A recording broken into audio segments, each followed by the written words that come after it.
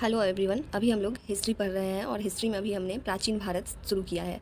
तो प्राचीन भारत में अब तक हम लोगों ने पढ़ा हड़प्पा सभ्यता पढ़ा, वैदिक सभ्यता पढ़ा। अब वैदिक सभ्यता के बाद हम लोग महाजनपद पढ़ेंगे। तो वैदिक सभ्यता में जैसा कि हम जानते हैं लोहे की खोज हुई तो कृषि का विकास हुआ तो फिर सामाजिक आर्थिक प्रगति हुई और इस आर्थिक प्रगति एवं सामाजिक प्रगति ने राजनीतिक प्रगति को भी विस्तार दिया।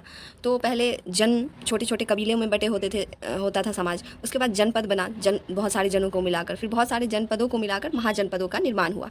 और ऐसे 16 जनपदों की चर्चा अंगुत्तर निकाय जो कि एक बौद्ध ग्रंथ है और भगवती सूत्र जो कि जैन ग्रंथ है उससे हमें प्राप्त होती है। तो ये याद रखना है कि बौद्ध ग्रंथ अंगुत्तर निकाय और भगवती सूत्र किसका ग्रंथ है? जैन ग्रंथ है। तो इससे हमें महाजनपदों की जानकारी प्राप्त होती है। महाजनपद में ज़्यादा इंपॉर्टेंट बस ये है कि कौन से राज्य में कौन सा महाजनपद था, उसकी राजधानी क्या थी और वो किस आधुनिक स्थान पर है अभी। बस इतना ही पढ़ना है महाजनपद में।